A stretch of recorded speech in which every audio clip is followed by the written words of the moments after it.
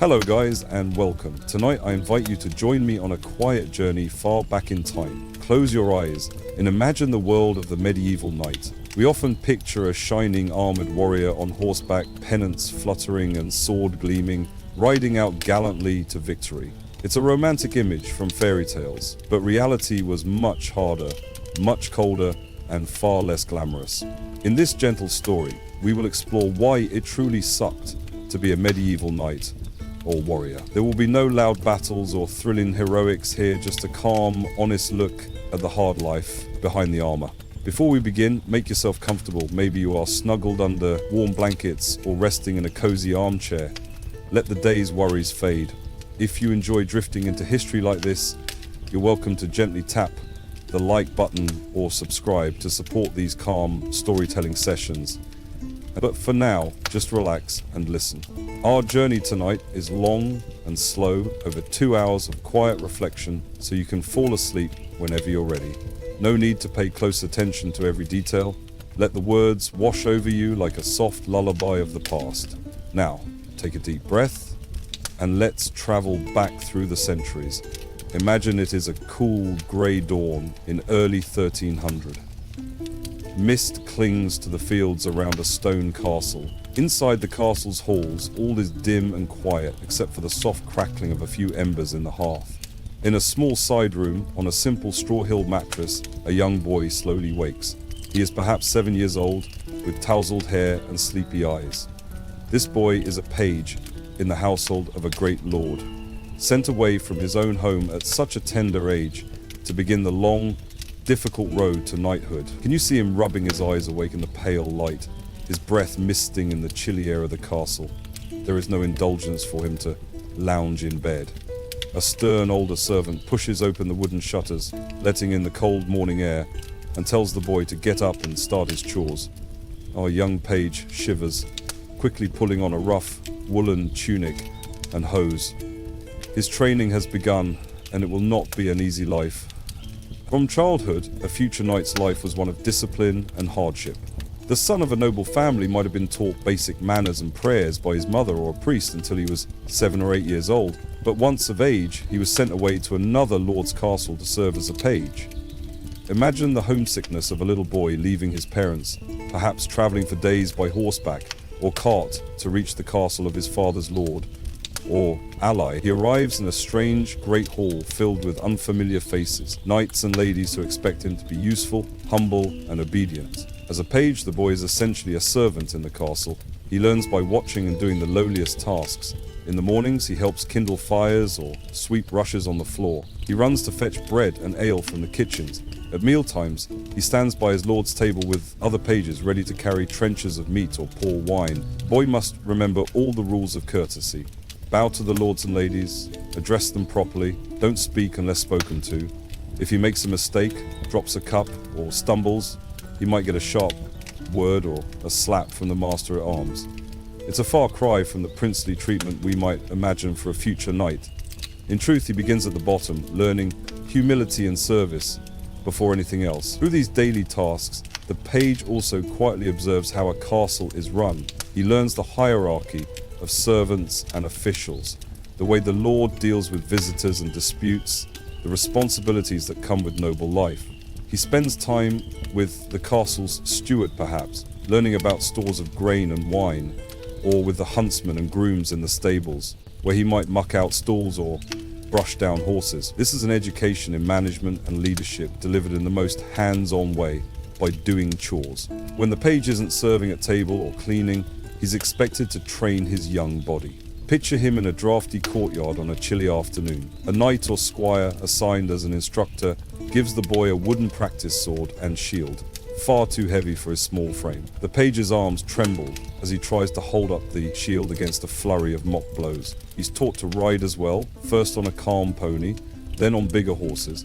He must learn to keep his balance and guide the horse using knees and feet, because one day his hands will be busy holding weapons.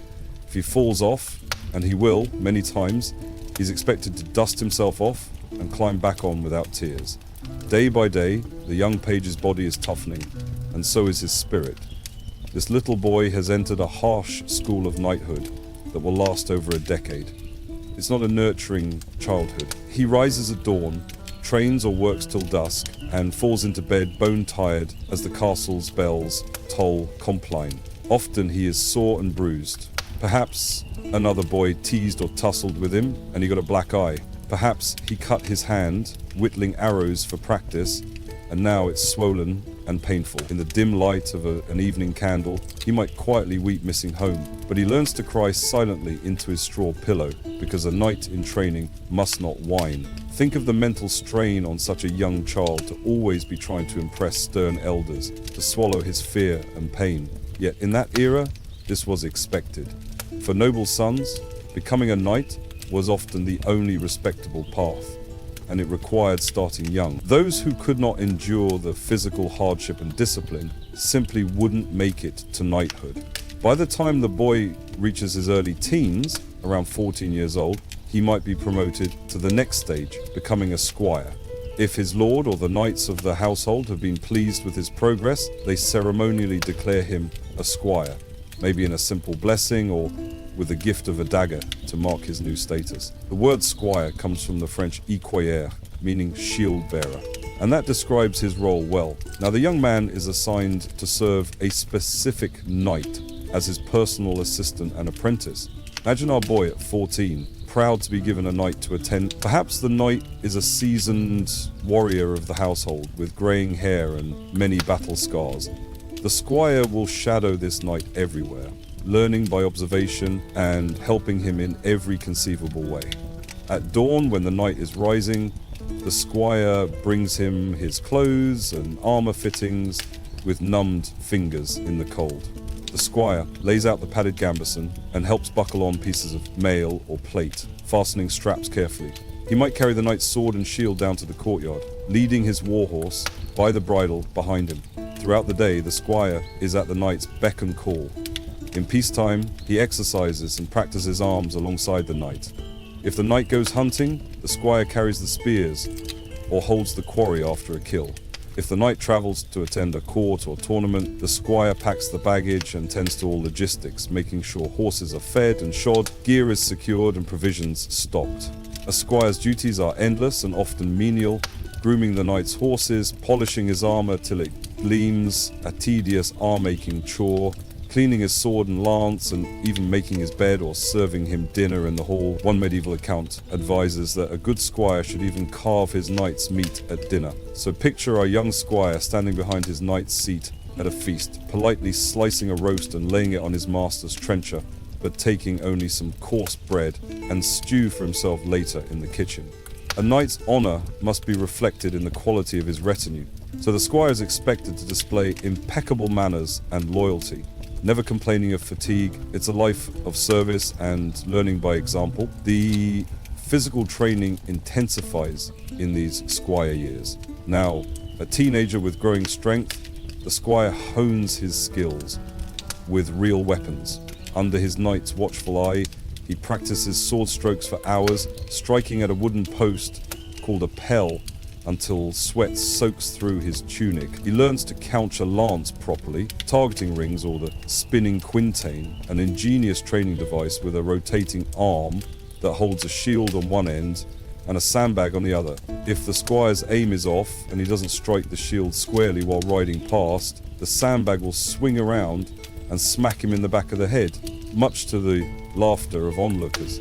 It's a painful but effective lesson in precision and speed. Over time, our young squire gets better at these drills, his muscles hardening, his coordination improving. To make training even tougher, sometimes the weapons given to squires are deliberately heavier than those used in real combat. In one hand, the squire might heft a great sword a bit weightier than normal, swinging it repeatedly to build strength. In another exercise, he might don an extra heavy chainmail shirt and run or do mock sparring so that later, actual armor will feel comparatively lighter. Day after day, these routines push his body to its limits. At night, the squire collapses onto his pallet with every muscle aching. The shoulders raw from sword practice, the legs sore from hours in the saddle.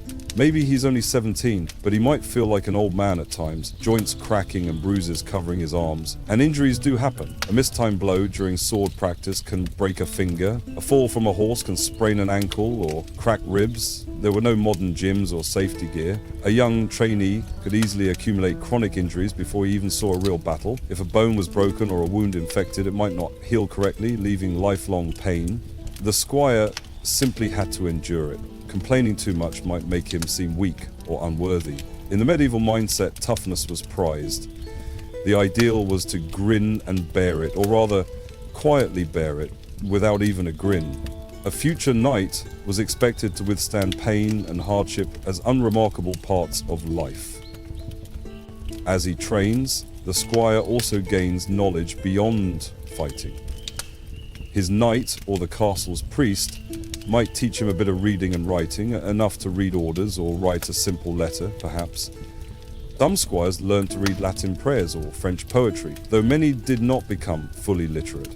If our squire is of high birth, he might get lessons in the code of chivalry, memorizing the ideals of honor, courtesy, generosity and piety that a knight should uphold. He may also practice composing polite speeches or a few lines of verse to impress noble ladies, since part of knighthood is performing well in courtly settings. In the evenings, when not too exhausted, the squire could be found sitting by the kitchen fire, listening to an old knight tell stories of past battles, or hearing a minstrel sing of heroes like King Arthur and Sir Lancelot, tales of bravery and courtly love that capture his young imagination. These moments of law and camaraderie are perhaps the gentlest parts of his otherwise harsh life, little sparks that keep alive the dream that knighthood will be glorious. After that, some days, the squire would be doing just that, waiting for knights to run their course, sitting there in the kitchen and not doing any work. Yet even those stories hint at the trials to come. For every tale of shining triumph, there are mentions of wounds, blood, and death. And as our squire grows into early manhood, around 18 or 20 years old, he stands on the threshold of that reality. The final step is to be dubbed a knight. It's supposed to be a moment of honor and joy, the culmination of over a decade of training. But in truth, it's also a time of anxiety. Will his lord find him worthy of knighthood? Can he afford the equipment a knight needs? And what kind of life awaits him once the initial glory of the dubbing ceremony fades? Let's pause and picture a knighting ceremony in a quiet, respectful way. It might be happening in a small chapel at dawn. Our young squire has spent the night before in vigil, praying in the dark chapel with his sword laid on the altar, reflecting on the serious vows he will take. He is bathed, perhaps for the first time in weeks, and wears a clean white tunic, symbolizing purity of heart, with a red cloak over it, symbolizing the blood he may spill in service of his lord and the church. He kneels before an older knight or a noble lord who will perform the dubbing. A few witnesses, maybe the other knights of the household, stand by silently with candlelight flickering on their faces. The lord draws a sword and touches the squire's shoulder lightly, or perhaps, in some traditions, gives him a firm slap or blow to the neck, called an accolade, to remind the young man that this is the last time he should accept a blow unarmed. The words spoken are simple. Be thou a knight. The newly made knight then swears his oaths to defend the faith, to be loyal to his lord, to protect the weak, to be brave and true. Everyone present understands that fulfilling those ideals will be far harder than reciting them. Afterwards, there might be a small celebration, maybe a feast if the lord is generous, where the new knight, once a lowly page, is now invited to sit at the table among the other knights for the first time instead of serving them. Perhaps he even participates in a friendly joust or melee arranged to welcome him into their ranks, testing his mettle in a controlled setting.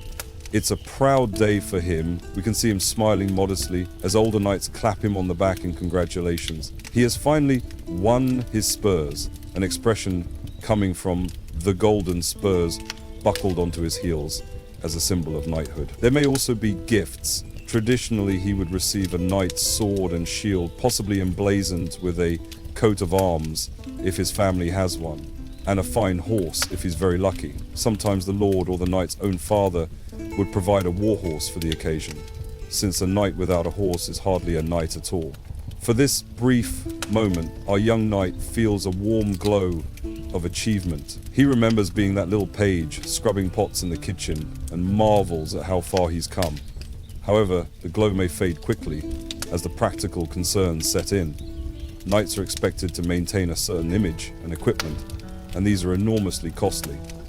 The youth likely had help from his family or patron to get started. A decent set of armor, a sword, a lance, a shield, and at least one horse, ideally 2 or 3. But these are not gifts that last forever. Armor gets damaged and must be repaired or replaced. Weapons can break or grow dull. Horses can go lame, fall ill, or be killed in battle. And everything costs money, a lot of money. Let's talk softly about what a knight actually needed to own, and the burden that placed on him. Start with the armor. Early in the Middle Ages, a knight typically wore chainmail, thousands of interlinked iron rings forming a coat, hauberk, and hood, possibly with a helmet and a simple nasal guard.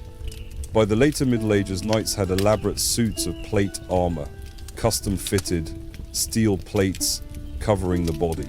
Regardless of type, armor was expensive. It had to be handcrafted by skilled armorers. A male hauberk could cost as much as a small farm. Later, a full suit of plate armor made by a renowned Milanese armorer might equal the price of a modest house in town. Only wealthier knights or nobles could afford top-quality custom armor.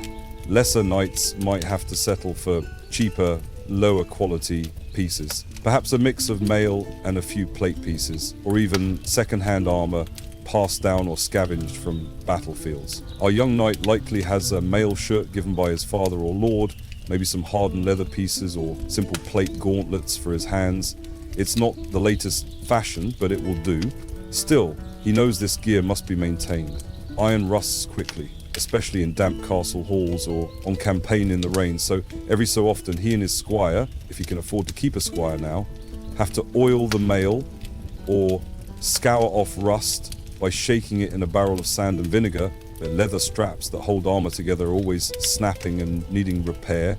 A wise knight spends time in the evenings checking each buckle and rivet on his gear, because a single loose strap on the battlefield could mean a dangling piece of armor, a gap for an enemy's sword to find flesh. Now consider weapons. A knight's swords, lances, daggers, and other arms. A good sword might be passed down from father to son, valued not only for sentiment, but because a fine blade was a work of art, not easily replaced. Swords could also be costly. A basic sword might not ruin a noble, but outfitting an armory with spears, poleaxes, maces for breaking armor, and so on, all added up. Lances made of wood tended to break after each impact in battle or tournament. A knight would need a bundle of them for a campaign or competition. Arrows for any archery practice or crossbow bolts, if he bothered with those, needed restocking. So even outside of war, a knight continually spent money on his kit. And then there are the horses, perhaps the greatest expense of all. A knight was nothing without his horse, ideally a powerful warhorse trained for the chaos of combat. In medieval times, these warhorses, often called destrios when they were the finest breed, were the equivalent of sports cars or tanks, highly prized and very expensive to breed and keep. A top-quality destria could cost more money than a peasant family might see in a lifetime. Even an ordinary riding horse was not cheap. Knights ideally wanted at least 3 horses. One big charger for battle or tournament, one palfrey or jennet for daily riding, a smoother gaited horse for travelling or non-combat use, and maybe a pack horse or mule for carrying baggage. Feeding and stabling these animals year-round was a heavy financial burden. Let's imagine our young knight checking on his horses in the stable at dusk. He gently strokes the nose of his destria, a tall, strong stallion with a fierce spirit, perhaps a bit temperamental. The horse snorts and stamps, steam rising from its flanks. The knight murmurs a fond word. He truly loves this animal, who might one day save his life in battle. But he also worries, how will he afford to keep it? He mentally calculates the oats and hay needed this winter. It will be costly. If hay runs short, Will he have to let the horse graze in frozen fields with scant nutrition? In truth, many knights' horses were half-starved in winter if their masters lacked funds. And if the knight goes to war, there's a real chance his beloved destrier could be killed by an arrow or collapse from exhaustion. War horses were frequent casualties in medieval warfare, and losing such a horse was both an emotional loss and a huge financial set. Some knights had to borrow money to replace a horse after a campaign, plunging them into debt. So as our knight, newly dubbed, lies in bed after his celebratory feast, perhaps he is already restless, thinking about money. He lightly hopes that his lord, or the king, will grant him some land or income now that he's a knight. It was common for a liege to reward a new knight, especially one from a modest background, with a fief, maybe a small manor with a few peasants, from which the knight could draw rent and harvest. Having lands was crucial because that was a knight's main source of ongoing income. Without at least a modest manor or royal stipend, a knight would struggle to maintain his equipment and household. In some cases, if a knight was not granted land, he might have to seek other means, perhaps marrying a wealthy heiress, if he's fortunate enough to find one willing to have him, or entering the service of a rich lord or prince who would pay him wages as a household knight. It wasn't unheard of for new knights of little means to essentially become mercenaries, hiring themselves out for pay. There is a tinge of desperation in that thought after all those years of training to uphold honor and chivalry, to then worry about hustling for contracts like a sellsword. But that was reality for many poorer knights. The alternative was poverty or abandoning the knightly life altogether. Some trainees never even took that final step to knighthood if they couldn't afford it. There are records of squires who remained squires well into adulthood because becoming a knight was too expensive or carried obligations they couldn't meet. For example, in the late 1000s, 300 squire, a famous writer, Geoffrey Chaucer, served as a squire but was never knighted. Many similar men of gentle birth stayed at the squire level. They might own a manor and fight in wars as men-at-arms, but avoided the title knight because it implied a costly lifestyle and the expectation to live generously. Knighthood was an honor, but also a burden. Our young knight is among those who did accept that burden, and now he must live up to it every day. Picture him the morning after his knighthood ceremony. He rises early, perhaps a bit groggy from the night's wine, and kneels to say his prayers. He asks for strength and wisdom to be a good knight. Then he lightly checks on his arms and horses because he knows that at any time duty might call. A knight is sworn to serve his lord, and that service often means military duty. In times of peace, a knight might be managing his little estate or training, but the spectre of war or conflict is never far. Now, in medieval society, knights were part of a system of vassalage. Our knight likely owes service to a liege lord, perhaps the very baron or earl who knighted him. Under feudal custom, this usually means that the knight must fight for his lord for a certain number of days per year, without pay, often cited as 40 days, though the exact number could vary. This is called knight service. It sounds straightforward, you go fight for 40 days, then you're free to go home. But in reality, wars and sieges often dragged on far longer, and this created tension and hardship. Imagine the herald rides into our knight's village one spring day with summons from the lord. All knights and squires are to assemble at the lord's castle in 2 weeks, armed and mounted, ready for a campaign against a neighbouring duchy. A knight's heart quickens. This will be his first real campaign, a chance to prove himself. But he also remembers stories of older knights. They say war is mostly waiting, discomfort and expense, punctuated by brief terror. He must prepare carefully. He will need to bring not just his weapons and armour, but also supplies for himself, his horses, and possibly any servants or squires accompanying him. He laughs. Ha! Then, typically, a knight would have at least one squire or groom on a campaign to help manage the horses and gear. If our knight is of very modest means, perhaps he only has one teenage squire, maybe his younger brother or a local lad apprenticed to him. He has to equip that squire too, at least with simple armor and provisions. For the next 2 weeks, the knight rushes to get ready. He patches the dents in his mailcoat as best he can, maybe paying the local blacksmith a few coins to mend a broken rivet. He sharpens his sword edge on a grinding wheel until it's keen. He has his saddle inspected and the girth straps reinforced, heaven forbid they snap mid-charge.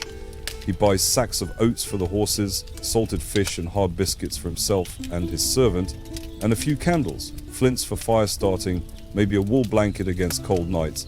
All of this comes from his own pocket. When a lord summoned his vassals to war, each knight was expected to show up, equipped and provisioned at his own expense for the duration of his feudal duty, the 40 days. After that time, theoretically the lord should pay wages if he wants them to remain, but it's common knowledge that pay can be late or not come at all, and often knights felt obliged to continue a campaign longer than their term, either out of loyalty or because simply leaving could be dishonorable or punishable. So our knight quietly tucks a few extra coins in his purse if he has them, knowing he might have to buy more food or fodder if the campaign drags on. The day comes to depart. The knight says goodbye to his family, if he's married, gives his wife a reassuring embrace and asks her to manage the manner in his absence. She tries to smile bravely, but worry flickers in her eyes. She knows many knights go off to war and do not return. If he has children, perhaps a toddler clings to his leg, not fully understanding why father is leaving for so long. The knight gently pats the child's head, feeling a pang in his chest, but he must put on a confident front. A knight is always supposed to be fearless and stalwart, never showing doubt. He promises to bring back honor and maybe some spoils to improve their fortune. Then he mounts his horse, the squire holding the stirrup for him, and with a wave he rides down the road, the clink of mail and jingle of bridle fading away as his family watches him disappear over the hill. Our knight joins his lord's host, perhaps a dozen other knights from nearby estates, plus their squires, and a larger number of foot soldiers, maybe yeoman archers or spearmen levied from the towns. It's the first time he's part of a real army. The sight might fill him with awe and trepidation. Banners flutter with the Lord's coat of arms. There's a cacophony of sounds, horses snorting, men shouting orders, wagons creaking. The campaign begins with a long march. Day after day they travel across fields and forests to the conflict zone. Now the reality of a knight's life in wartime sets in. It is exhausting and often boring. They wake before sunrise, eat a meager dawn meal, perhaps stale bread and some ale, then begin moving. Hours in the saddle, under sun or rain, up muddy roads, through dense woods. Armor is not usually worn during the march, too heavy for long wear, but the knight still has padded garments and a riding cloak, and perhaps a helmet hung from his saddle. Even without full armor, the journey is wearisome. His thighs ache from riding, and there are blisters on his legs from chafing against the saddle. If it rains, his cloak soaks through, leaving him cold and miserable. If it's hot, dust coats his face, and he thirsts. Travel in medieval times is slow. Maybe the host covers only 15 or 20 miles on a good day. Some days less if wagons get stuck or if they must scout carefully for ambushes. At night, the army makes camp.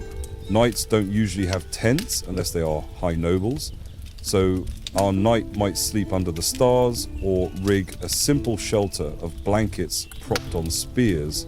He eats whatever the foragers have brought, perhaps salted pork boiled in a pot, or if near a friendly village, some fresh bread or cheese donated or requisitioned. It's rarely a hearty meal, and always a part of his mind worries about the horses. Are they getting enough grain? A warhorse needs substantial feed to stay strong. In the army camp, fodder might be scarce if the area has been picked clean.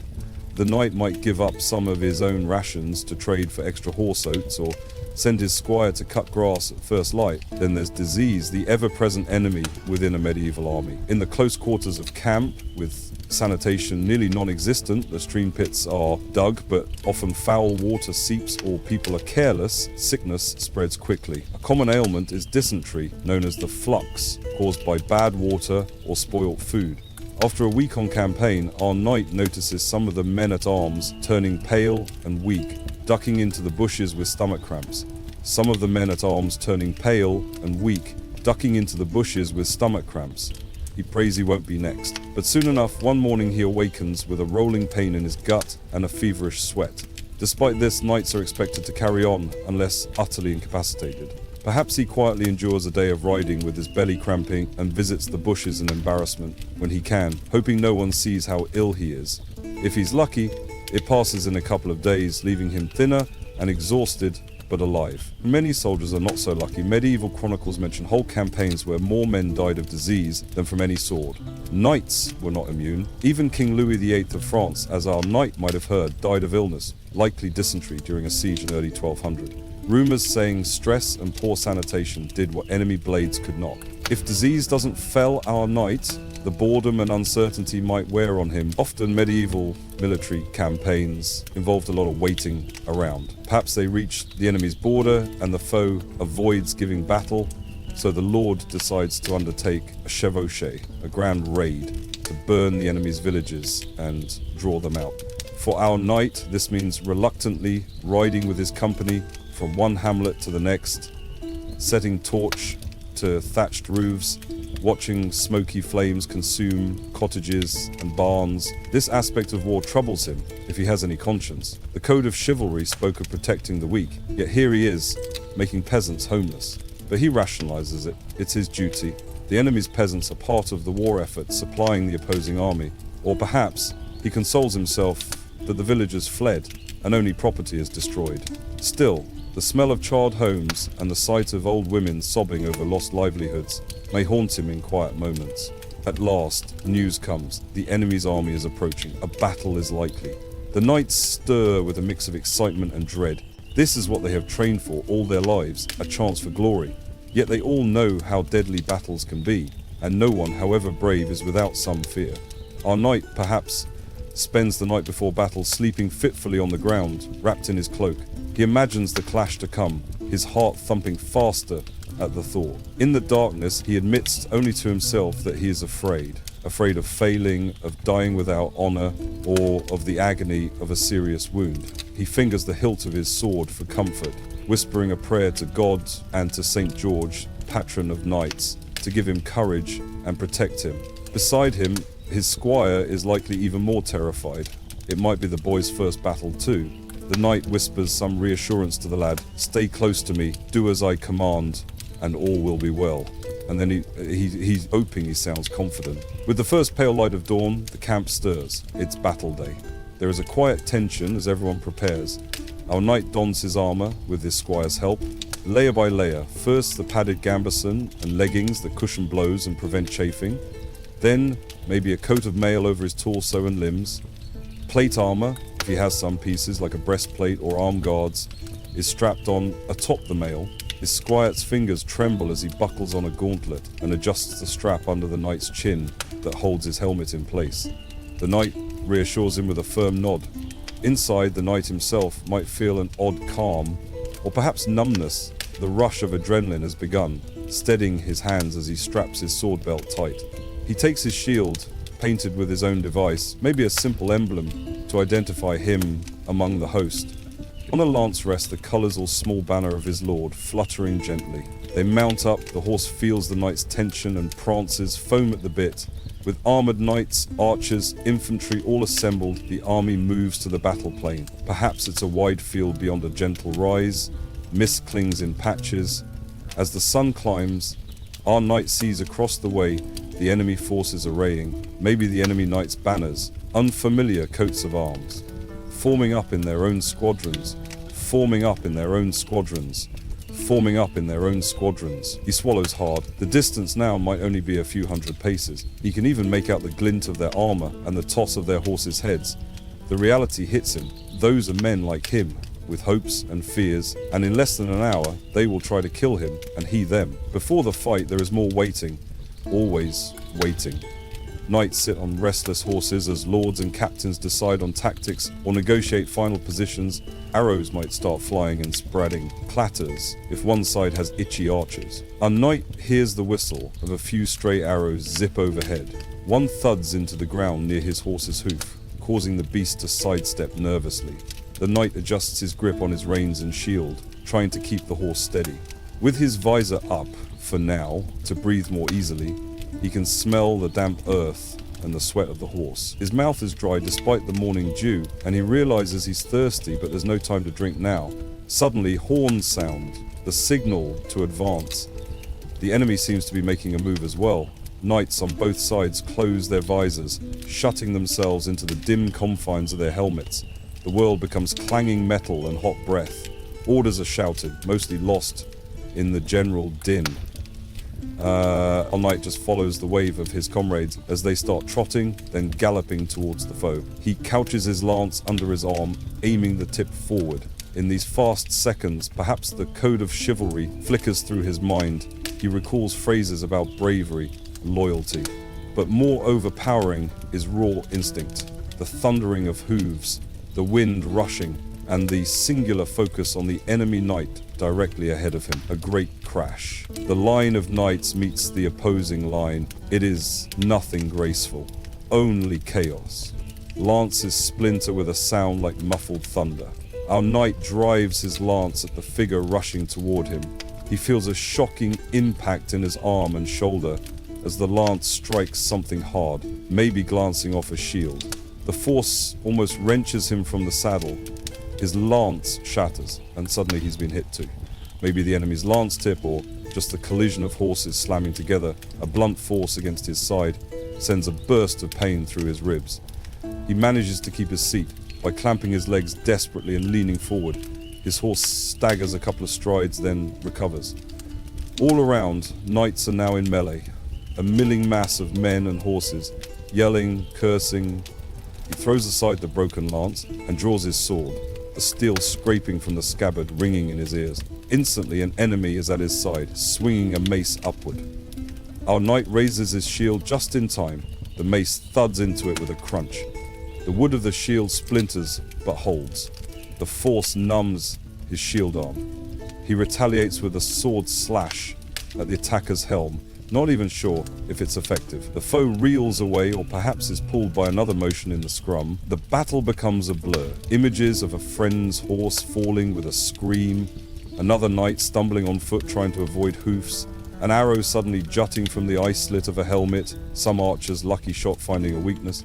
Each breath our knight takes is hot and stifled inside his helmet, and sweat pours down his face.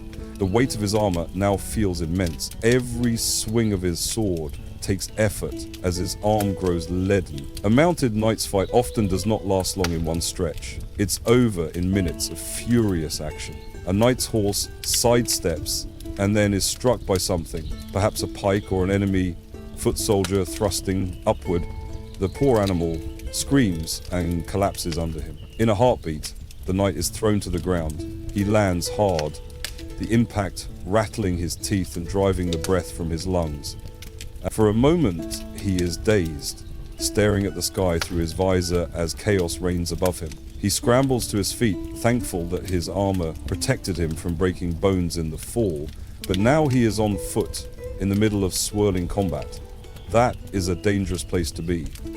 As knights on horseback loom above him, he tries to get his bearings.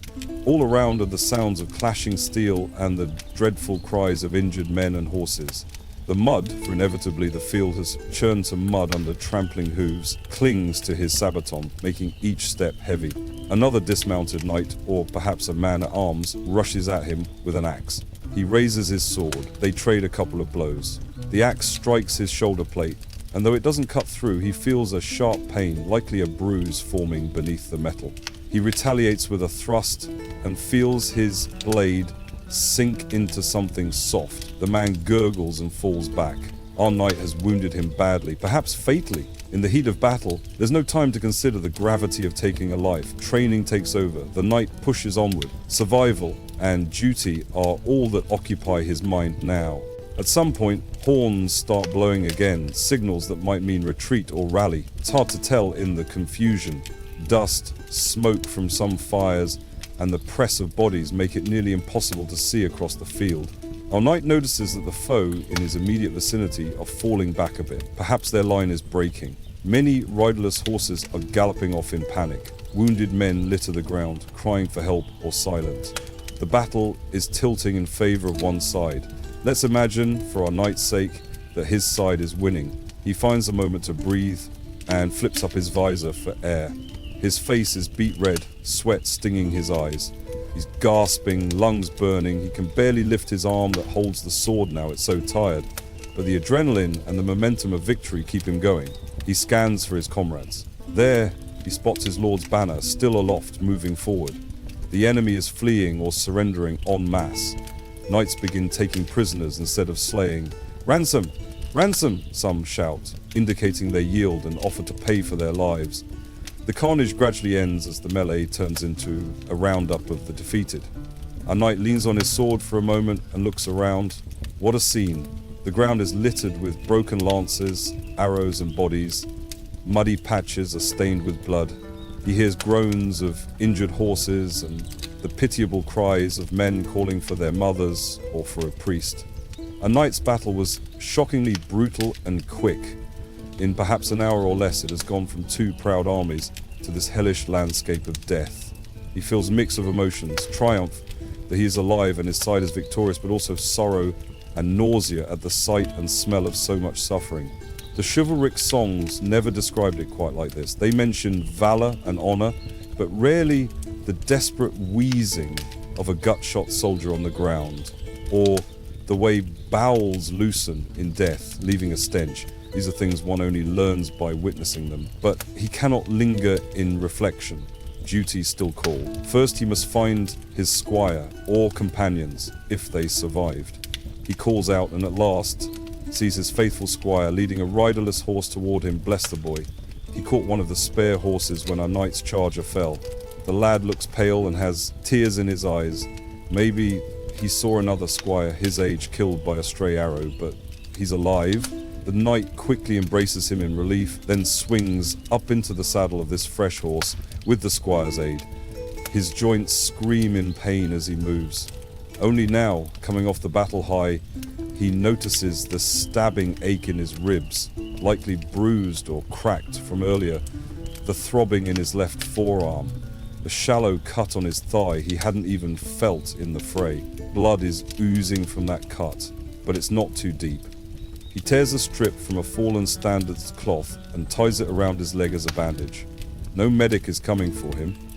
Knights often had to patch themselves up as best they could until later. He then rides to join the rest of his lord's retinue. There is a weary cheer among the victors.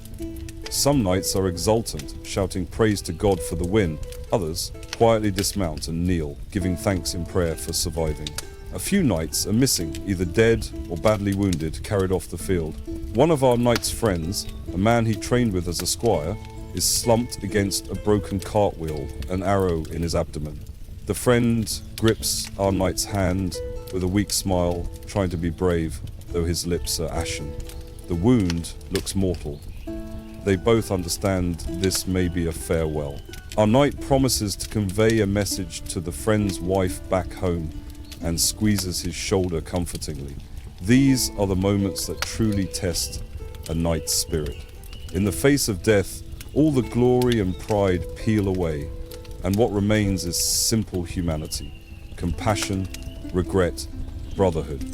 After the battle, the tasks are grim. Knights of higher rank might be busy with negotiations or pursuing the fleeing enemy, but a minor knight like ours could be assigned to help count the dead, secure prisoners or stand guard. He sees peasants from nearby villages drafted to dig pits for mass graves. It's an overwhelming chore. Hundreds of corpses must be dealt with quickly to prevent disease. Many are simply stripped of valuables and armor. Looting the dead was an accepted practice. Our knight himself might collect a nicer sword from a fallen foe to replace his own notched one, or gather a few coins and then piled and burned or buried. If any notable knights have fallen, their bodies are treated with respect, may be sent home to their families for burial if possible. But the common soldiers, they are nameless to history, and in death, they become part of the landscape. It's said that after one big battle in early 1400, so many noble knights lay dead that chroniclers wrote sorrowfully about the flower of chivalry being mowed down, but rarely do they mention the thousands of lower-born men around them who also perished. Our knight, of course, mourns his peers if any died. Those are the names that will be recorded in chronicles or songs. He might not even know the names of the footmen who died by his side. It's a harsh truth. Knights were privileged, even in remembrance. Yet, standing there on the bloody field, our knight probably feels kinship with any man who drew breath that morning and no longer does. The experience humbles him. In victory, there is also the matter of spoils. This was one of the few ways a knight could profit from war to offset its costs. Ransom was the big prize. Capturing a wealthy enemy knight or noble and holding him for ransom could yield a fortune. Many knights went to war hoping to capture an enemy lord whose ransom might equal years of income. It's a strange practice to modern eyes, basically treating high-ranking prisoners as assets to be traded for money, but it was a cornerstone of chivalric warfare. It also led to some complicated feelings. Knights often preferred to capture their noble enemies rather than kill them, because a live earl could fill your coffers, whereas a dead earl was just a body. This practical incentive sometimes mitigated the slaughter among the noble class, though commoners were not afforded the luxury of ransom on the whole. Did our knight capture anyone notable? Perhaps not in his first battle. He was lucky to survive and hold the line. But maybe his lord or one of his fellow knights managed to seize a baron who fell off his horse or yielded. If so, the talk in camp tonight will be about how much that baron's family or liege will pay for his safe return. The knight who captured him might treat the prisoner courteously, binding him with honor rather than rope, maybe even sharing a cup of wine, because they expect a business transaction, not vengeance. Meanwhile, lower-ranking prisoners, ordinary men-at-arms, might be pressed into service as labor or simply disposed of. In some ruthless cases, they were slain if they were too troublesome to guard or not worth any ransom. War could be merciless to the common soldier. Let us imagine that our knight's side was magnanimous and simply disarmed and released most surviving enemy infantry once they swore oaths not to fight again for a year and a day. This sometimes happened, particularly if taking many prisoners was logistically difficult, or if these were civil conflicts or local wars, the peasants would just slip back to their villages. The knight's attention, however, is on his own duties, maybe tending to his wounds properly now and checking on his horses. His prized destrier, what became of it? If it was indeed wounded mortally, he might find the animal lying where it fell, and it breaks his heart. Many knights form deep bonds with their war horses, having trained them for years. To see the creature dead or in pain is a heavy blow. If the horse is beyond saving, the knight might have to deliver a merciful end with his dagger. Imagine him kneeling by the fallen steed, whispering a goodbye and stroking its neck as he does what must be done. Then, perhaps offering a brief prayer, for it was not unheard of to pray for animals too, at least in gratitude for their service. He resolves that if any loot comes his way, the first thing will be to purchase or breed another good horse. The next campaign could depend on it.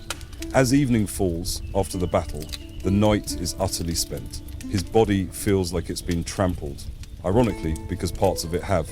He removes his helmet and armor with the help of his squire. Underneath, his padded gambeson is soaked with sweat and spotted with blood, some his own from that leg cut, some likely from others in the melee. His squire gently unlaces it and gasps at the bruises already blossoming on the knight's torso. There are blue and purple patches on his arms and shoulders, and that welt on his side might be cracked ribs. In the Middle Ages, there's little to be done for such injuries except rest and maybe binding the ribs tight. The knight winces with every deep breath. He also has a shallow gash on his left forearm where a piece of a broken spear pierced through a gap. Luckily it's not deep, and the squire cleans it with a bit of vinegar-soaked cloth and wraps it.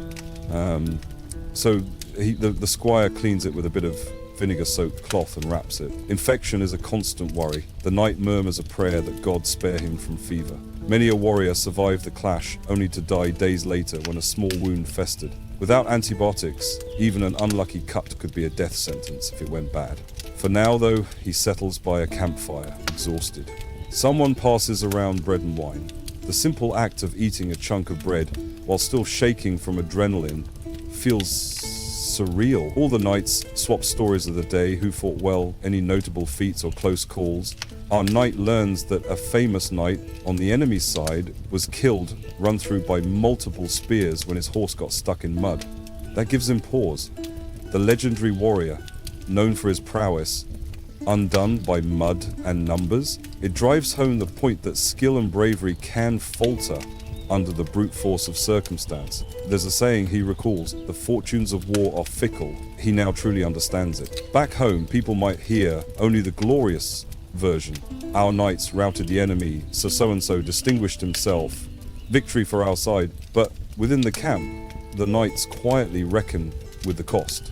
The next morning, as they move out, maybe our knight rides with a bandaged arm and a noticeable limp. Yet he presses on. War is not over. The campaign might move to besiege an enemy castle next. Sieges are another kind of misery. Sitting for weeks or months in tents or huts around a fortress trying to starve the enemy out or breach the walls. It can be mind-numbingly dull, punctuated by episodes of intense danger when storming walls or repelling sallies. During the lull, disease often becomes rampant. Knights might gamble, drink or quarrel out of boredom. Even duels among allies could break out as tempers fray in the long wait. Let's skip ahead and assume our knight's campaign eventually ends. He is fortunate enough to survive it and return home after many hard months. Perhaps he even earns some reward, a share of ransom money or plunder from a captured city. Say he brought back a few silver cups and coins taken from the enemy's camp, or his lord gifted him a fine new horse from the spoils.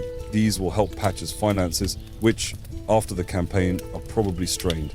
His wife greets him with tears of joy at the manor house doorway. She had feared the worst after rumors reached home of a great battle. The children shyly peek at this armored stranger until they recognize their father beneath the scars and grime. It's a tender reunion, one of the sweet moments that punctuate a knight's otherwise rough life. At night, lying in a real bed for the first time in ages, our knight thinks perhaps the worst is behind him. But as he shifts, a jolt of pain from his half-healed rib reminds him that he will carry the physical legacy of that war for a long time. Indeed, many knights by their 30s or 40s were effectively walking wounded. Years of riding in heavy gear gave them arthritis in the knees and hips. Healed bone fractures from tournaments or battles could ache every time it rained. Scar tissue from sword cuts pulled uncomfortably. An old lance wound in the thigh might fill with a throbbing pain after a long day's ride. Our knight, now perhaps a few years and campaigns into his career, likely has a collection of such chronic ailments. In an age without modern medicine, he simply endures them. Maybe he wraps knees with warm cloth on cold mornings or asks his wife to rub an herbal balm into his bad shoulder, but mostly he just accepts pain as a companion. The idea of a pain-free body is not something he remembers. Remarkably, knights rarely complained openly. To do so would be seen as weakness. They internalized a culture of stoicism. A knight might joke about his scars or limp, calling them badges of honor. Late at night, though, when he's alone, he might quietly sigh at the constant ache that lingers and wonder how many more years he can keep fighting. When not at war, what does a knight do? The popular image is tournaments and courtly parties, but much of a typical knight's life in peacetime was rather mundane and duty-filled. If he has land, he must manage it, oversee the peasants who work his fields, ensure the taxes or rents due to his lord are collected and delivered, maintain his manor house or castle if he has one, and dispense local justice, perhaps. Many knights were essentially part-time farmers and administrators.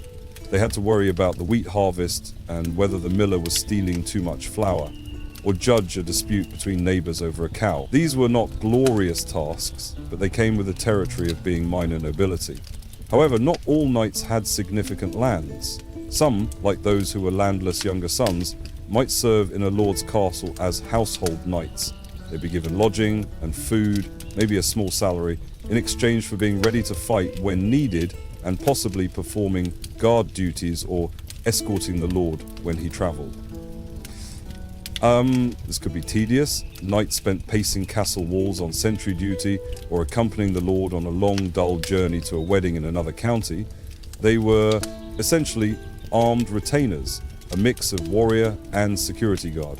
They always had to present themselves well, keep their armor and weapons in top shape, and maintain the chivalric image in the Lord's court. That meant courteous behavior, entertaining guests with tales of bravery, perhaps embellishing to make the Lord's retinue sound impressive, and participating in hunts or jousts organized for noble amusement. Jousts and tournaments. These were the big events of peacetime for knights, often as dangerous as war itself. Our knight, if healthy enough, likely attended tournaments to keep his skills sharp and to win honor or even prizes. Tournaments in early medieval times were massive mock battles across open countryside, basically chaotic free-for-alls where knights formed teams and actually fought, capturing each other for ransom. Yes, even in sport, they practiced the capture and ransom routine. Those could be deadly, with dozens sometimes killed in a particularly rough event. By later medieval times, jousting, one-on-one lance combat became the centerpiece, more regulated and formal, though still perilous. Imagine our knight riding in a tournament. He has polished his dinted armor to a shine and perhaps had a new surcoat made, emblazoned with his arms so spectators can cheer him. The local lord is hosting the event, which draws knights from all over the region. It's a festival atmosphere, bright tents set up, banners of many colors, ladies in fine gowns watching from stands, and vendors selling meat pies and ale to the common crowd. Beneath the pageantry, the knights feel that familiar churn of nerves. In a joust, one misstep can mean a crushed chest or a shattered face. Our knight dons a special helmet for jousting, maybe a heavier frog-mouthed helm that protects the face more, and takes up a blunted lance if the tournament uses blunted weapons. Sometimes they did, to reduce fatalities, but even blunted lances can hit like a battering ram. In some less civilized contests, they might even use sharp lances, essentially fighting a real duel. Let's assume this is a relatively friendly tournament with some safety measures. Still, when the herald's trumpet blows and our knight spurs his horse, thundering down the tilt yard towards his opponent, the risk is very real. They clash, the splintering of lances, perhaps both are unhorsed violently. He hits the ground with a heavy crash, the breath knocked out, a familiar sensation now. If he's lucky, he's not broken any bones. Struggling up, he realizes his shoulder is badly bruised and his opponent's lance hit his helmet so hard it left him with ringing ears and a mild concussion. But as long as he can stand, he's expected to bow, remount, and possibly go again. Later, he might win a bout or two and lose another. Winning could mean a prize, maybe a purse of coins or an ornate belt gifted by some noble lady, patroness of the event. But often it's more about reputation. A knight who acquits himself well in tournaments gains fame. Troubadours might compose a couplet about him, or the heralds will note his name in the tournament roll. These things can lead to good fortune. Perhaps a richer lord hears of his prowess and offers him a place in a wealthy household, or a heiress considers him worthy of marriage. It's akin to a professional athlete building a career today, though a very bloody sport at that. Yet, for every knight who shines at tournaments, many more end the day bruised or bankrupt. To participate, one needed expensive equipment and trained horses, and a string of bad luck, a serious injury, or losing one's horse in a match because some tournaments stipulated that if unhorsed, you forfeit your steed to the opponent, could ruin a knight.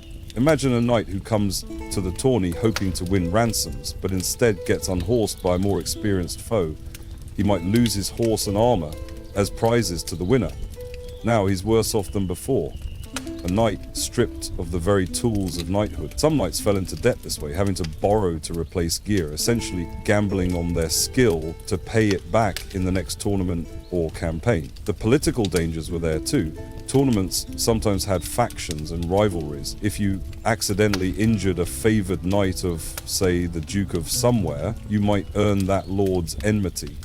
There were even instances where knights were accused of foul play in tournaments, leading to feuds or legal disputes. And of course, the ultimate political risk, royal displeasure. At times, kings forbade tournaments because they feared that gatherings of armed knights could spark rebellions, or because key nobles were killed in these games, upsetting the realm's stability. Our knight might recall how in early 1200, a Prince Geoffrey of Brittany, the son of King Henry II of England, died in a tournament in Paris trampled under horses, it sent shockwaves through royalty, a stark reminder that the line between sport and mortal peril was thin. Now let's look at the knight's daily life when not at war or tournament. He manages his estate, collecting rents, seeing that the fields are ploughed, maybe dealing with a bad harvest or a flood that damaged a village. Many knights weren't trained deeply in literacy or estate management. They relied on stewards or clerks to do the accounting. Our knight can perhaps read a simple account if needed, but he finds it tedious and easy to make mistakes. Writing and sums were the domain of clerics in his mind, so he hires a literate clerk to keep the manor's records. That's another expense, but a necessary one, if he doesn't want to be cheated by his own servants or fall behind in his dues to his lord. Indeed, financial strain is a constant in his life. His lord might impose taxes or aids occasionally, special levies for, say, the lord's daughter's wedding, or to raise ransom if the lord himself gets captured in battle. A very real scenario. Knights were obliged to contribute to their lord's ransom fund if he was taken. If the king declares a general tax to fund a crusade or a war, even knights have to pay a share. So the knight is often juggling funds. What came in from harvest versus what went out to blacksmiths, fletchers, stable hands, and taxes.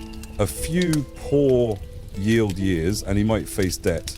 Knights could and did fall into debt to wealthier lords or moneylenders, often merchants or Jewish lenders, since they were permitted by law to charge interest where Christians were not. Being in debt was dangerous. If he defaulted, he could lose his land or good. The shame of a knight selling his armor or favorite horse to pay a creditor was not unheard of. In some cases, knights turned to less savory means to support themselves.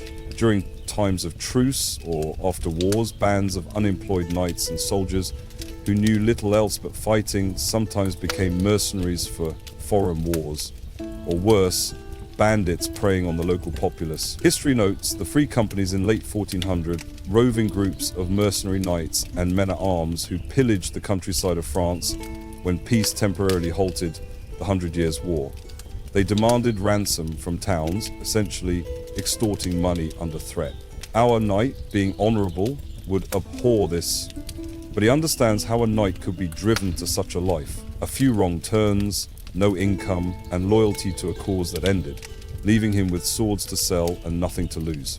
Society feared these landless swords greatly, which is partly why the chivalric code and orders of knighthood tried to instill a sense of higher duty to keep potential lawlessness in check.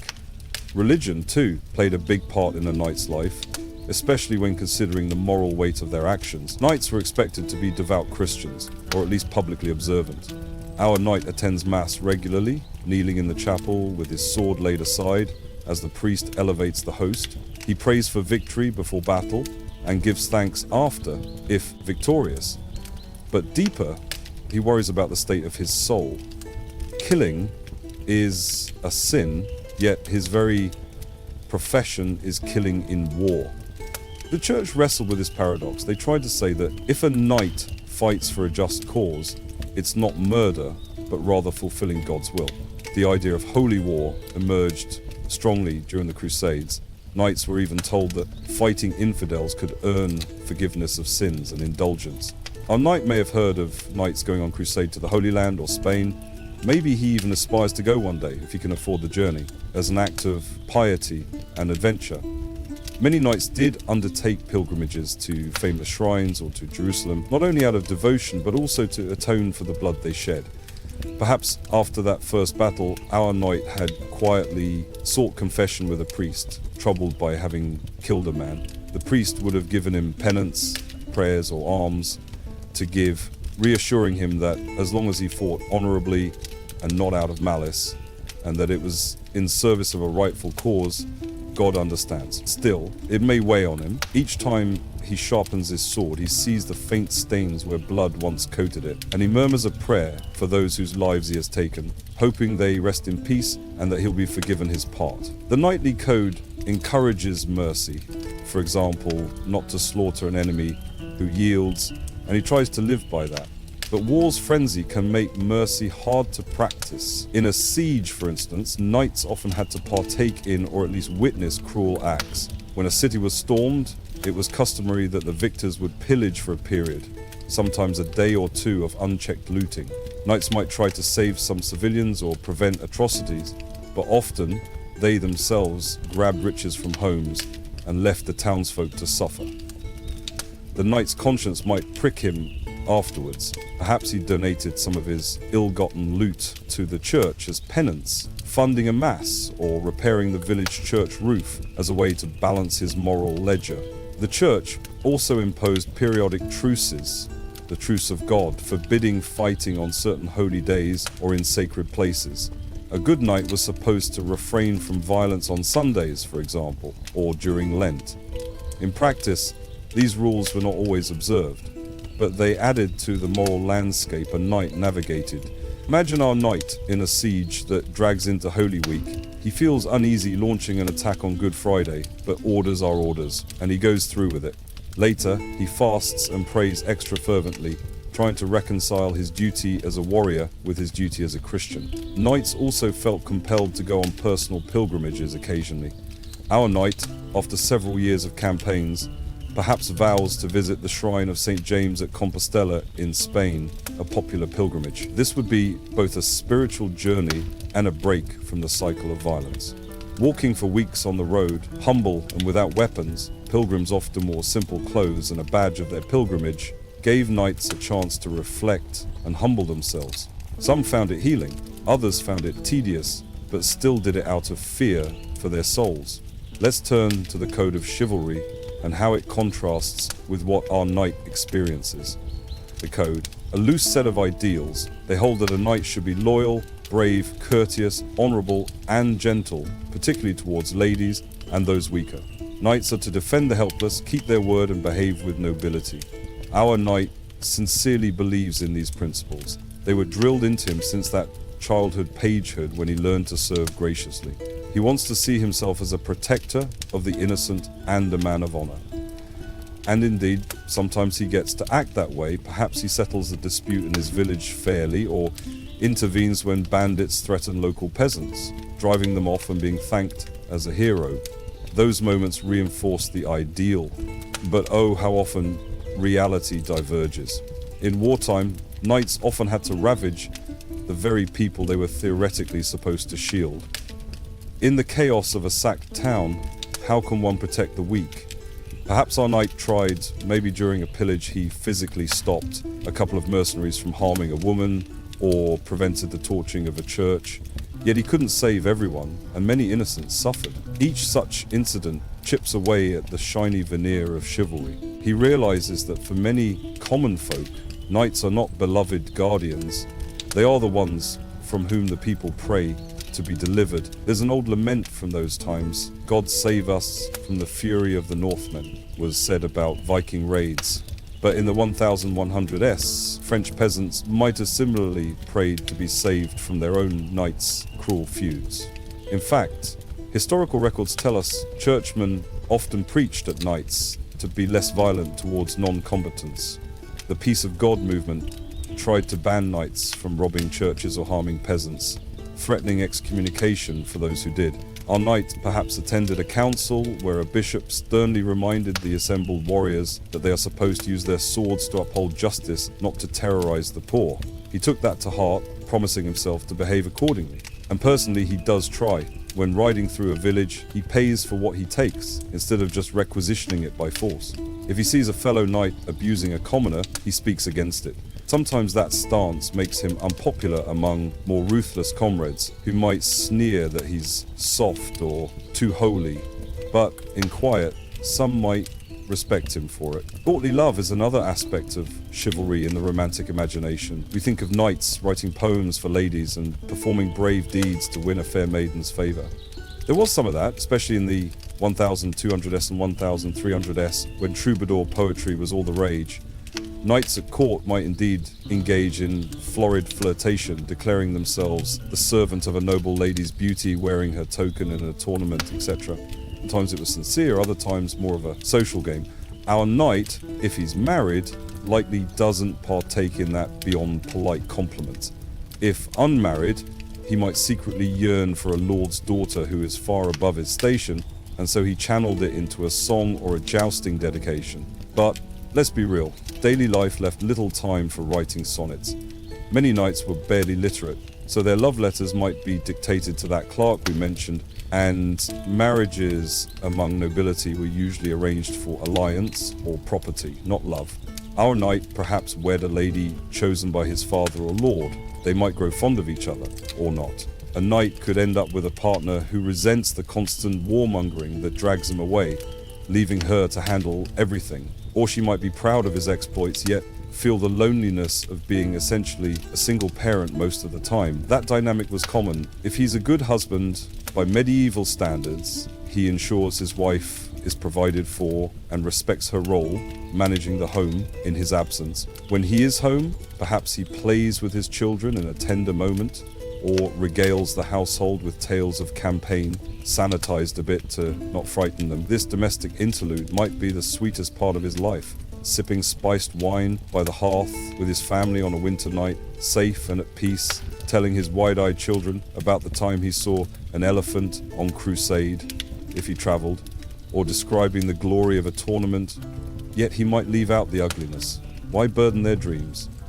They'll learn soon enough when the sons go off to page training as he did. Ah yes, children. If our knight has sons, he will likely send them at age 7 or 8 to become pages, repeating the cycle. It's bittersweet. He knows exactly how hard that life is, and part of him dreads subjecting his boys to it. But to give them a future in their class, they must become knights. Perhaps he writes a letter to the Lord where they will serve, humbly asking for them to be accepted as pages, and promising they'll be dutiful. When the day comes, he puts them on ponies and hugs them farewell, telling them to be brave, obey their masters, and remember their family's honor. He conceals the tears in his eyes until they're out of sight. Knights are tough, but when it comes to their own children, the armor around the heart can crack a little. If he has daughters, he must arrange suitable marriages, or maybe send one to a convent if dowry money is short. Daughters of knights often married squires or other knights to cement alliances. He hopes any sons-in-law will treat his girls kindly. In those days, women were somewhat at the mercy of their husbands, so a father's worry for a daughter was real. If she ended up with a brute, there's little he could legally do beyond appeals. He might quietly threaten the son-in-law if he hears of mistreatment, but that could lead to feud. Such are the social complexities swirling around his martial life. As years pass, our knight accumulates scars and a reputation. Maybe he's known as reliable and honorable, not the flashiest knight, but respected by peers. Or perhaps he's known as a fierce fighter, but a bit rough around the edges. Reputations mattered. Knights lived in a society of honor. An insult or accusation could trigger a duel or blood feud. He tried to keep his name unsullied, but jealous rivals or enemies could spread slander. Once, possibly, a feud erupted. Say, a neighboring knight claimed our knight's grandfather stole some land or committed some cowardice and thus called our knight's honor into question. Even if unfounded, such a stain had to be answered. Our knight might have had to challenge the slanderer to a formal duel, or at least confront him at court. Defending one's honor was not just pride, it was necessary to maintain standing. Chroniclers and heralds recorded notable deeds. If our knight did something impressive in battle or tournament, a chronicler might mention Sir X bravely unhorsed 2 opponents in his account of the war. That is how knights hoped to live on in memory. Since most couldn't write their own memoirs, they relied on others to do it implicitly. Sometimes knights commissioned troubadours to compose a song about a victory, essentially early propaganda. Perhaps our knight can't afford that, but his lord's court poet might include a verse praising all the knights present at a victory, including him.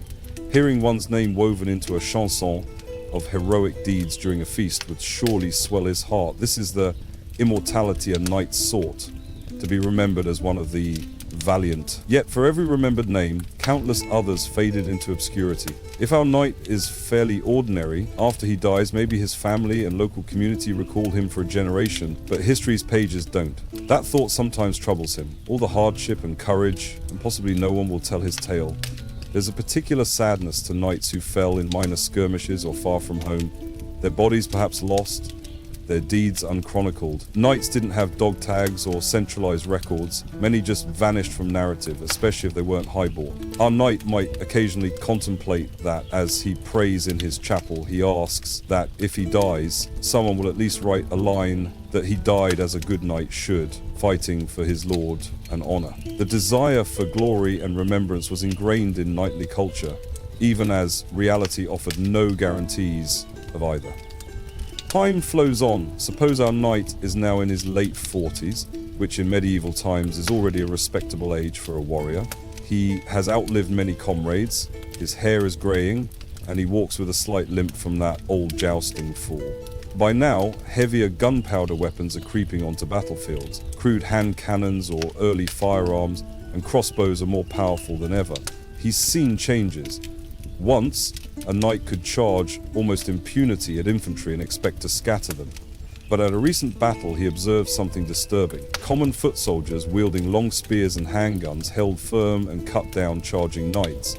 Pikemen, bristling in dense formations, stopped the horses, and gunmen shot point blank into armored men struggling to turn or retreat.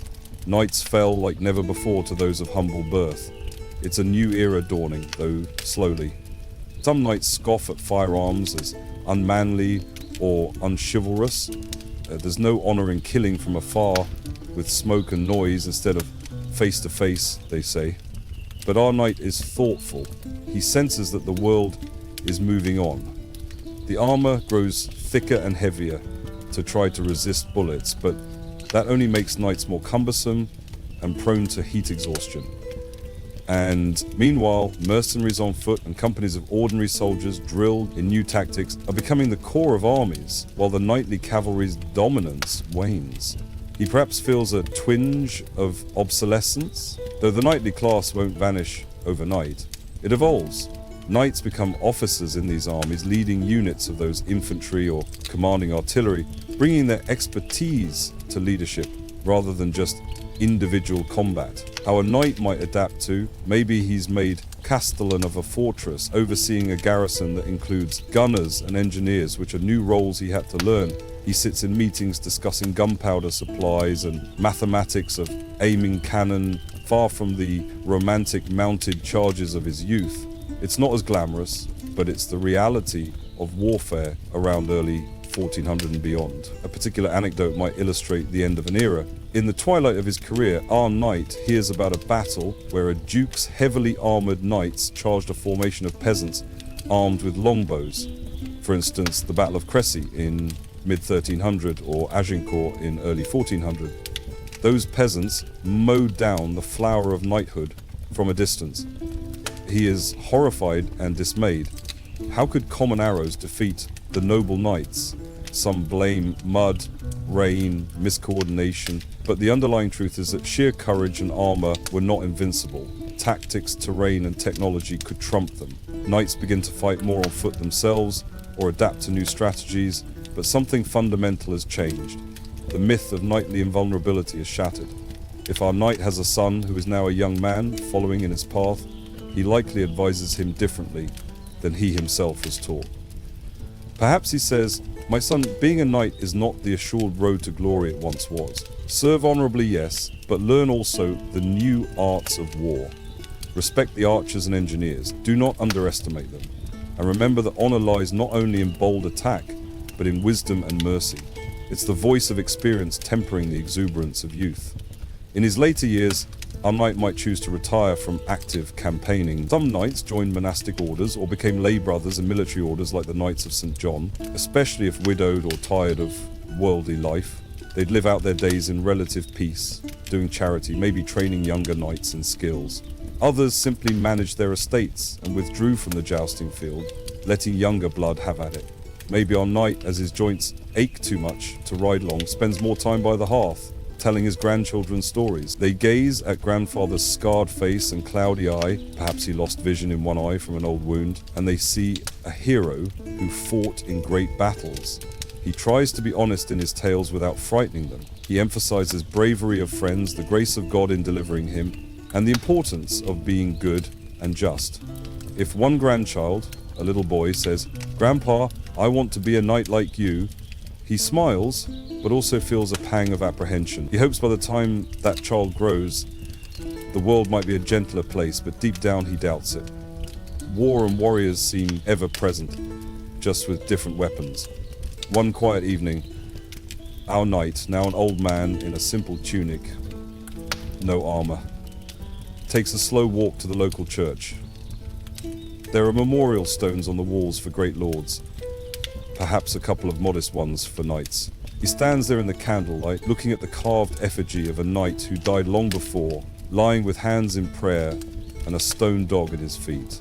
That effigy shows the knight in his prime, idealized and eternal, unlike the frail reality of aging. Our knight wonders how he will be remembered. Will they carve a slab for him in the floor with his name and "a true and valiant knight" inscribed? Or will he be buried in an unmarked grave if finances are low? He bows his head and prays not for fame, but for peace of soul. He prays for all the comrades lost on foreign fields, for the peasants inadvertently harmed, for the horses that carried him so loyally. Perhaps a tear falls, which he quickly wipes. If someone entered, he'd not want to be seen crying, but alone with God, he lets his emotions flow freely. The church silent except for the faint smell of incense and the distant singing of monks at Compline. The myths of knighthood have persisted even to our modern time, and they endure partly because knights themselves strove to uphold some of those ideals in spite of harsh reality. People love the idea of a champion fighting for right, a noble warrior. Our knight, in his reflective moments, might understand why. The world is harsh and often unjust, so the concept of a virtuous protector is comforting. Even in his day, common folk may have admired a just knight, one who didn't exploit them and perhaps defended them from outlaws. Such knights were celebrated in songs and local lore. The church and moralists praise the Miles Christi, the Knight of Christ, who defends the innocent. Those are big expectations to live up to. Many knights fell far short. Some were basically thugs with titles, bullying the weak, but others sincerely tried to be better. Our knight wasn't perfect. He had moments of cruelty or greed, maybe, which he regretted. He might have participated in a punitive expedition that left a town in ashes and felt conflicted. But overall, he did strive to comport himself with honor. It's the quiet respect for endurance and resilience that we feel now, looking back. Imagine all that a medieval knight endured, leaving home as a child, enduring physical beatings and harsh training without complaint, witnessing gruesome violence, surviving horrid illnesses with no medicine, sleeping in filth on campaign, carrying crushing loads of armor into deadly situations, and doing it over and over for years, all because of duty, loyalty, and the culture he was born into. One cannot help but respect the sheer toughness of these individuals, even if the cause or system itself was often brutal. They were human beings in a rough world, making the best of the hand they were dealt. In our modern age, we sometimes compare these knights to soldiers or warriors we honor today. We dress up in knight costumes at festivals or watch movies of gallant heroes on horseback. We gloss over the louse-infested hair, the dysentery, the terror and confusion. We focus on the shining armor and gallant charges. Perhaps that's because we as humans need heroes and romantic ideals to inspire us. The knights themselves had the tales of King Arthur's Round Table or the 12 Peers of Charlemagne to inspire them, though their actual lives were far grittier. Today we have our own war heroes and legends, and we similarly gloss over certain aspects. A modern soldier's myth might emphasize courage under fire, but not dwell on PTSD or long hospital recoveries. With knights, the myth focuses on honor and chivalry, not on the endless back pain from wearing armor or the vassals grumbling about taxes. Why do these myths endure? Perhaps because they represent hope. Perhaps because they represent hope that strength can exist alongside virtue, that those with power might use it kindly and bravely.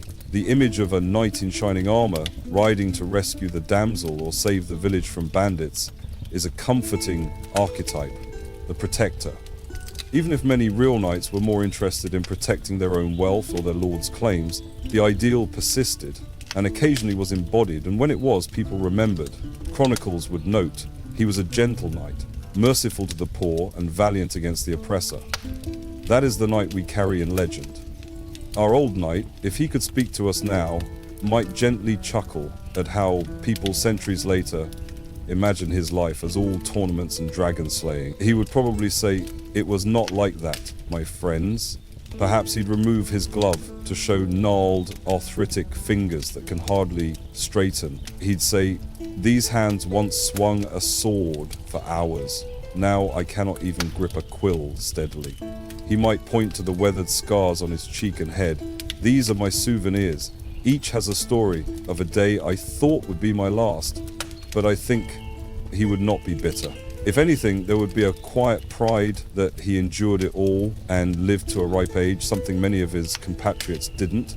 He might share a lesson that real knighthood was less about glory and more about perseverance, duty, and trying to hold on to one's principles amid very difficult circumstances. He might recall nights on sentry where he fought sleep under freezing stars, or times he gave away his last piece of bread to a starving camp follower because he couldn't stand her crying. Small unsung moments of kindness or hardship that no poem ever recorded. Those, he'd suggest, were as much a part of being a good knight as any joust or battle heroics. As we conclude our journey with him, picture one last scene. It's evening in that medieval world, perhaps in late autumn. Our knight, now retired, steps outside his modest manor. The fields are harvested. The chill wind carries the scent of wood smoke from cottages of his village. He walks slowly to the little rise that overlooks his lands. His old bones creak. He uses a walking stick now, maybe the same oak shaft that once was part of his favourite lance long ago, repurposed sentimentally as a cane. The sun sets golden over the distant forest. He hears the laughter of village children chasing each other, the lowing of cattle being brought in, peaceful sounds. These mean as much to him now as the trumpets of war did in his youth. He reflects on his life, the friends gained and lost, the narrow escapes, the honours and disappointments. Perhaps he whispers a thanks to God for granting him these years and for forgiveness of his sins. In this quiet moment, he is not Sir Knight the Legend, nor a nameless figure in chainmail, but simply a tired, wise soul. He endured so much in a harsh world, and despite all, he kept a measure of decency and hope alive. That might be his proudest achievement. Now the world grows dark around him as dusk settles. He turns and makes his way back to the warm light, spilling from his hall's open door. A serving girl offers him a cup of spiced wine and he smiles kindly, easing into a chair by the fire. Maybe a grandchild climbs onto his knee, asking for a story before bed. He wraps an arm around the little one and begins softly. "Once, long ago, in my first battle, I was as young as you are now, and I felt very afraid." And the child listens, rapt, as the fire crackles, and the autumn wind blows outside, and the child's eyes grow heavy, lulled by the gentle voice and the safe rhythm of the tale. Our knight too feels a contented weariness. He ends the story on a reassuring note. And that, my dear, is how we learn that true courage is not never being scared, but being scared and doing what you must anyway. He kisses the child's forehead and signals it's time for bed. When the hall finally grows quiet, our knight gazes into the embers and imagines, just for a moment, that he sees the faces of old comrades in those coals, as if they were around a campfire with him once more, sharing a joke or a song. He raises his cup slightly in a silent toast to their memory, to those brave, battered souls. "Rest easy, brothers," he murmurs in his heart. In the stillness, he can almost hear a distant echo of a battle horn, or the faint refrain of a troubadour's tune praising gallant knights. It fades into the crackling of the fire. He smiles, finishes his wine, and lets his eyes close, feeling the warmth. In that warmth, perhaps he also feels a sense of closure, that his life, with all its hardship, had meaning in its own modest way. He did his duty. He protected those he could. He upheld honor when it mattered, and he raised the next generation to be a little kinder, a little wiser. For us, listening across the centuries, his life speaks a truth, that behind every shining armor in a museum or heroic name in a chronicle was a real person who lived through cold nights, hunger, fear, pain, and moral trials. Theirs was not an enviable life, but it was a real and human one. As you drift to sleep, perhaps you can appreciate not just the legends of knights, but the quiet endurance it took to be one in an unforgiving time. Now, take a deep breath and let go of the medieval world. The images of clashing swords and long dusty roads recede. In their place, feel the comfort of your pillow and the present moment's safety. Our journey with the medieval knight has been long and maybe a little sobering, but also illuminating. The armor was heavy in more ways than one, and the saddles of war carried countless burdens. Yet through it all, there were moments of bravery, compassion, and hope that shine all the more for the darkness around them. As you settle into the gentle arms of sleep, imagine one last comforting scene. A knight, not in battle, but in a peaceful chapel at dawn, kneeling in prayer. Sunlight beams through a stained glass window, painting colors on his worn armor. He prays silently for peace, peace in the realm, peace in his soul. Then he removes that armor, piece by piece, setting aside the weight. Like him, you too can set aside your burdens now. In this quiet, sacred space of rest, there is no need to fight, no need to be on guard. You are safe. The world outside may have its battles, but here, in this moment, there is only calm. Let the stillness envelop you. Perhaps you hear faintly an old lullaby in the distance, like a minstrel's soft harp tune that once lulled weary nights by the fire. The words are lost to time, but the feeling remains, a promise of rest and renewal. Tonight, you have traveled far and seen much through the eyes of our knight. Now it is time to let those eyes close and find your own rest. Breathe slowly and deeply. Feel gratitude for the comforts we have that those nights never knew. A soft bed, warmth, and the knowledge that when you wake, it will be to a world where thankfully armor and swords are not daily needs. In your dreams, you might wander a medieval field at sunset, but notice how quiet and serene it is now. No battles, just rolling hills and perhaps a knight's old white horse grazing peacefully, its saddle off at last. You might approach and gently pat its strong neck. It nickers softly. Beyond, by an oak tree, the old knight sits, not in armor, but in a simple tunic, smiling and waving as if to say, all is well, you can go in peace. This is a realm of rest, where warrior and wanderer alike lay down their arms. Allow yourself to drift fully into that tranquility. Let each breath carry you deeper into comfort. You are weary from this long story, just as the knight was weary after his long life. And like him finding solace at the end of the day, you too find solace now. The hard lessons and vivid images settle into a gentle assurance that even in the toughest lives there are moments of warmth and love, a truth that spans all ages. Feel your body sinking into the bed, releasing any remaining tension. Your legs, your arms, your back, all are relaxed and heavy in the best way. Heavy like a cloak of relaxation is draped over you. Your mind, having traveled and learnt, now deserves rest. There's nothing else you need to do, nowhere else to be. Here and now you are simply at rest. Let sleep come softly, like a drawbridge slowly lowering over a quiet moat, inviting you into the castle of dreams. Inside it is safe and calm. Perhaps you hear an echo of that old knight's prayer. May there be peace and healing in sleep. Take that blessing for yourself. You have listened so patiently to this long tale. It's okay if you don't remember it all, or if you drifted in and out. It was meant as much to soothe as to inform. The exact details don't matter now. What matters is that you feel calm, that the steady cadence of this narration has escorted you gently towards slumber. So sleep now, dear listener. Sleep knowing that even in times as rough as the Middle Ages, people found moments of comfort and meaning, and so can you. The night is quiet, and you are held in peace.